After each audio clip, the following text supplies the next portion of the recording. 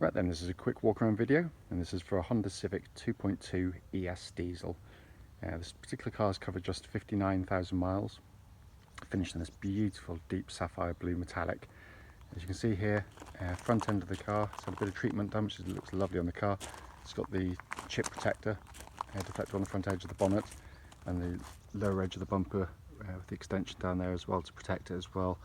Just two owners from new, the first being Honda themselves, and then the private chaps had it ever since and serviced all the way through. Front of the car is lovely and clean, lights, lenses, completely clear and intact. Obviously with the aid of that, I can't see a stone chip of any great note on the front of the car there at all. It looks just fantastic in the flesh, this car. Near side of the car, lovely and smooth on the panels there. Front wing, very clean. Near side front alloy, really good, but just the odd light little mark right on the outside edge, which you tend to get on the near side front alloys. It's the one closest to the curb, obviously. And then remaining panels are wonderfully clean. Near side rear alloy, absolutely unmarked there. Come around the back of the car, again, all very, very clean and tidy. Around the offside of the vehicle. Again, really clean on the panel, I can't see any obvious indentations there at all. Offside rear alloy, unmarked. Come backwards slightly because the sun decided to poke its head out, which is lovely. Not very good for videos, unfortunately. The remaining panels really, really clean. And offside front alloy, again, absolutely unmarked. So externally, it is a really good looking car, this one, which is also in absolutely beautiful condition. Coming to the back of the car now, the rear of the car, or the inside of the car rather, if anything is even better than the outside. It's been just beautifully kept. I wish I could keep my cars like this. Boot area in just beautiful condition. All the copper to there is lovely. Hidden recess there, give that a yank and drop it down. You've got that extra boot depth as well, it's so clever. Let's come to the back of the car now.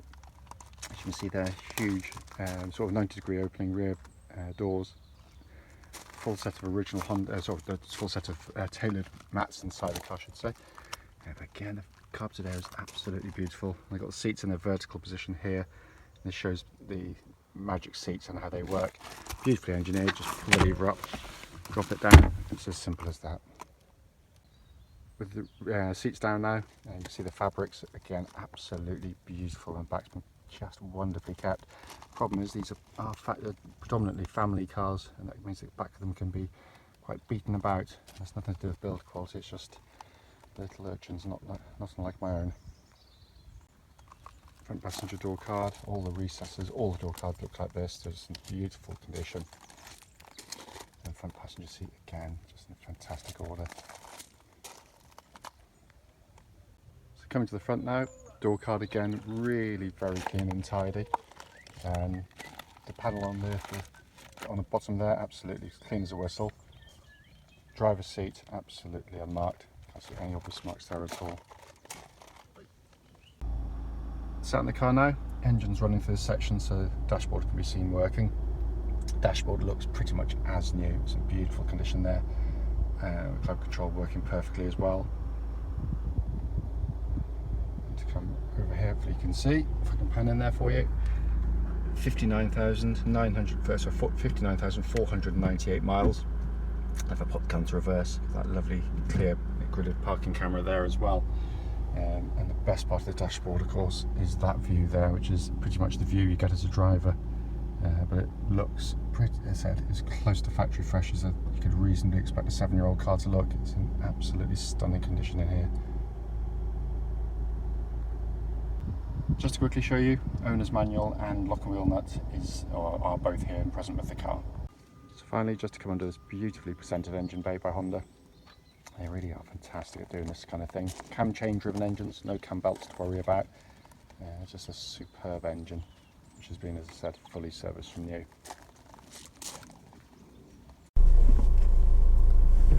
Right then, so a quick road test video, and this is for a Honda Civic 2.2 ES diesel.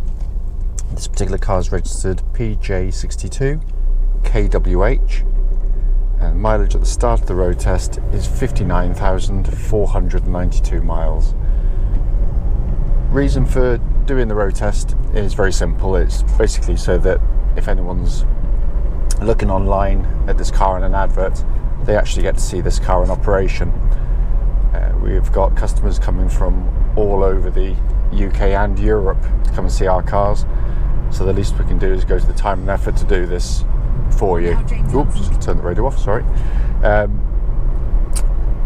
We know just how frustrating it can be to go and see a car which looks great in an advert, only to get there and find out when you drive it it's got an issue with it as you drive along, which you clearly should have been told about. So hence that's why we do it. Road tests are also done on these lovely quiet country roads very close to our premises. Reason being, it's the same route that you'll go on a test drive if offered one, so hopefully it'll be then representative of what you'd feel yourself if offered a test drive in the car. The car itself has been very well maintained. Engine starts absolutely instantly, of course, settles to an absolutely smooth, even idle. There are no warning lights on the dashboard at all relating to the engine or any other part of the car. The engines themselves are just truly lovely units. I've always loved this diesel engine because it feels very un-diesel-like. A lot of modern turbo diesels seem to have nothing, loads of power, and then nothing. This one has a really broad spread of power throughout the complete rev range of the car. Really deceptive car, it's quicker than it actually feels, because it's so smooth, so quiet in so many ways. It also gives genuinely amazing fuel economy. It's really easy to get the fuel economy out of them. You can use the economy button to change sort of the throttle sensitivity. I think it changes the aircon modes as well. But in day-to-day driving, I average over 60 to the gallon out of my one, very comfortably indeed. You've got a little rev prompter as well to remind you, quite subtle down there, but do use it, because it really does encourage you to change up a little bit earlier than you would do. Especially if you come from a petrol car to a diesel car, the temptation is actually to hold onto gears far longer than you should. You're basically using the torque of the engine to allow you to change up far earlier than you ordinarily would. And obviously the gains in fuel economy then sort of are obvious. But the engine's absolutely super, it really is. There's engine that feeds through into clutch and gearbox. Clutch on the car's absolutely perfect, light, smooth in operation, and the clutch bites in exactly the right point in the pedal travel as well. Gearbox, 6-speed gearbox, of course, this day and age, and it's a brilliant gearbox. It's got a lovely weighting to it. It feels mechanical and solid, which is actually very hard to achieve when you're running cables from the gear lever to the gearbox underneath. But Honda worked very hard to give you that sort of feel as though you actually are connected to the car via the gear lever. It's too easy just to put in a vague kind of lifeless gear change. But this is a real class act. It feels lovely in hand, and I can't feel any wear in it at all. Steering of the car is lovely on the Civics. The chassis and the steering are just a lovely combination. It's nice and quick, it's direct, it's very precise, really nicely weighted as well. Again, I can't feel any wear in it. It tracks dead straight. There's no kind of vibrations coming at this speed or any speed up to the legal limit, or the speeds at which obviously I'm allowed to drive the car. But it's matched the chassis perfectly, because the chassis itself, again, very agile. It changes direction very keenly. Got lovely poise to the corners, and the damping of the suspension is really good. It doesn't unsettle, doesn't porpoise up and down as you're going through the corners. Also ride comfort wise, absolutely fantastic. The last generation was criticised as not being able to kind of handle the harsher bumps. I mean, the Mini in front there has just avoided the bump I've just driven over. Clearly they must have a harder ride on those, because this one absorbs it just so much better than the last generation. There's also no kind of nasty clonks or clunks coming from underneath the car. It is going to be going off for an independent MOT hopefully later today, so that'll all be checked. brakes on the car, just to make sure no one's behind me a second. A bit of a shove.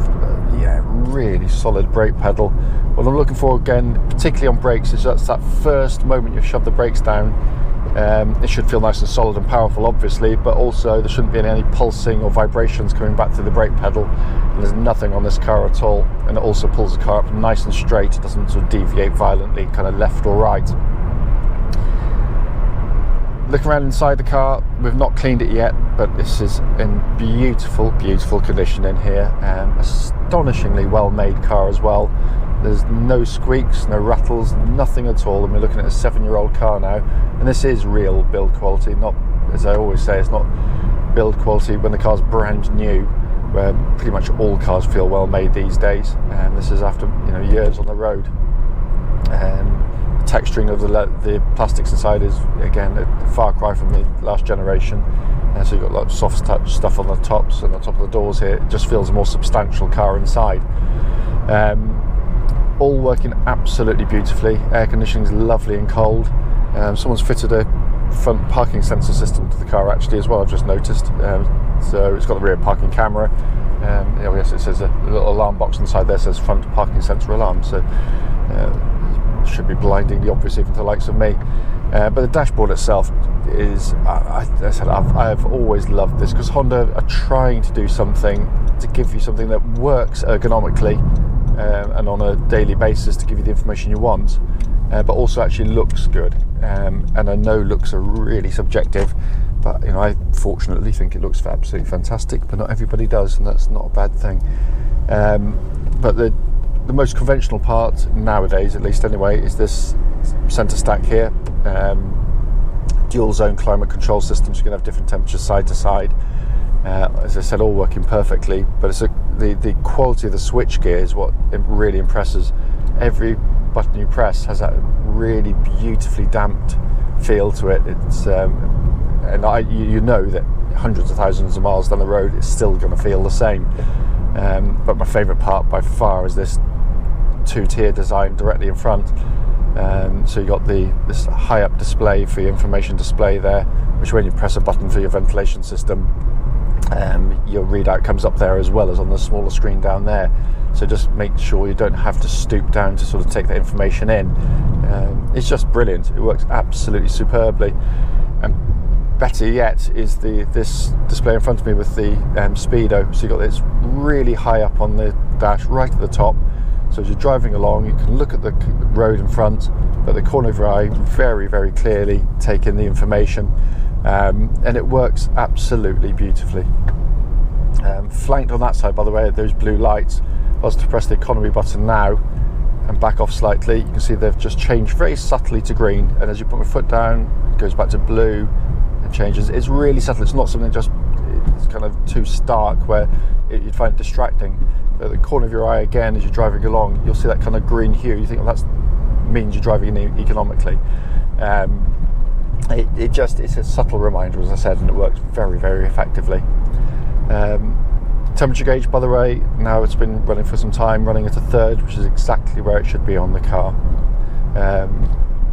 All the switches, every button are pressed, auto lights, auto wipers, cruise control, all working exactly as intended as well. As I said at the start of the video, the point is just to show the car in operation, but more importantly to pick up on any issues that might be on the car, and there's nothing at all. It drives absolutely beautifully, it really does. Obviously a low mileage vehicle. Having said that, if you've got any questions, don't hesitate, do give us a call.